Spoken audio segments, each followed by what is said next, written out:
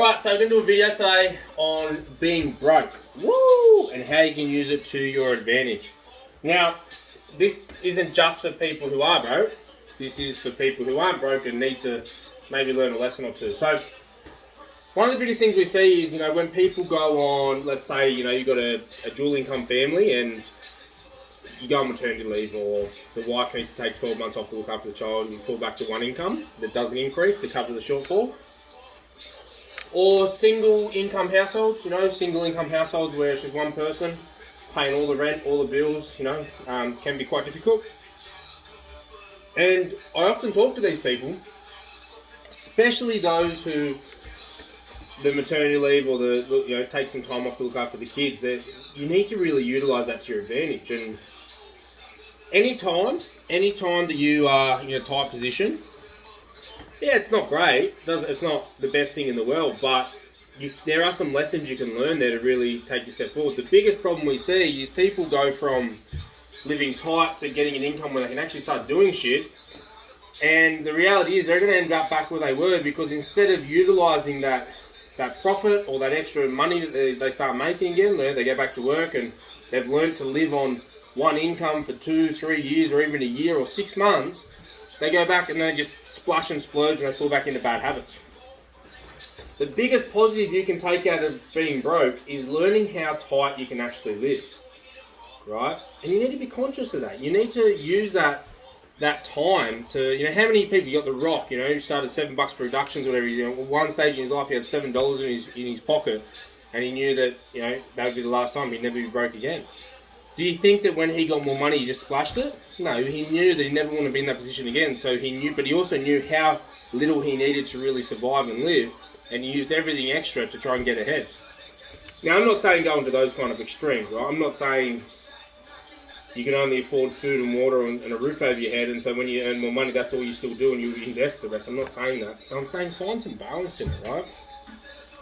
If you are living on one income, and then you come across the situation, you meet a partner and you get serious, or your partner goes back to work, and all of a sudden you've got two incomes again. If you are not saving at least 50% of that second income, what are you doing? Because you've obviously gotten by with one income.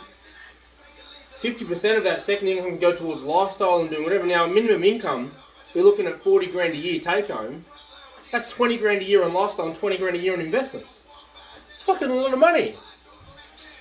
Now, so that's the first thing, right? If you are broke or you're in a situation where you're tight, they're the things you need to look for. Make it a lesson, make it a learning curve, make it a weapon. Use it to your advantage. Use that time to understand how tight you can really live while trying to work on earning more income, or knowing that at the point where you get back to making more money, you know how much you can actually, your bill should be, and you know what's left over as profit that you can enjoy and invest for your future, so you never go back to that position again. Now, the second lesson, right, for people who never face rock bottom, people who've never been in that position, maybe it's time that you do it to yourself.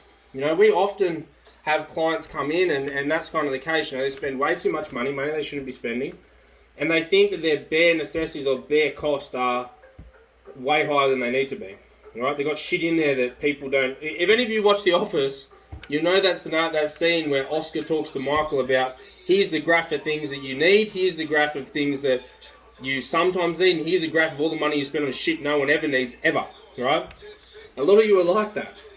So I would encourage you, if you feel like you should be doing better than you are, and you're on sort of an income that is pretty good, and you're living well, but you're not getting ahead, set yourself a challenge. 3 months, 6 months, 12 months, whatever it is, make yourself broke. Set up you can set up a separate bank account structure, or tie your money up, or use a friend, or if you've got an advisor, use your advisor. We do it often with clients where we set up an account that we control and they don't have access to, unless they get our approval, and we make them feel like they're broke, right? They live tight for 3 to 6 months or 12 months, whatever it is, to learn within yourself what that point of absolute bare necessity is. What are you going to miss out on? Let's say it's 6 months. You're going to miss out on 6 months of drinking. Who gives a fuck?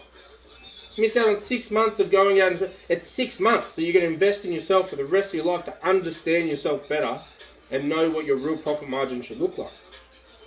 So I encourage you, if that's you, come talk to us or do it yourself, whatever it is, set up a structure that you really figure out within yourself what the lowest level of living you can get by with is.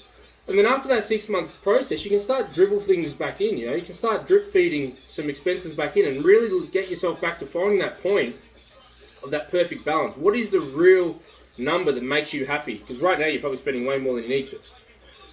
So I encourage you, go have a look at your budget, have a look at, and embark on a 3, 6, 12-month journey, whatever it is you want. Challenge yourself where you make yourself broke for that period of time. You don't go out to dinners and lunches with people. You really withdraw within yourself and use this as an experience to understand how over the top your financial circumstance is right now. Set up an account that you transfer the majority of your money into and live broke for 3, 6, 12 months.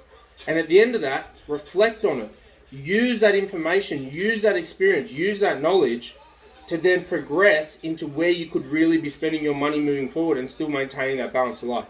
So if you want to discuss this further, please reach out. Happy to take you through an exercise that can help you with this. But if not, I encourage you, have a crack at it. What's 3 months? What's 6 months? What's 12 months in the big scheme of things? Have a go. Have a go, suss it out, and use a bad situation to expand you further into what you want to do and where you want to be. Peace out.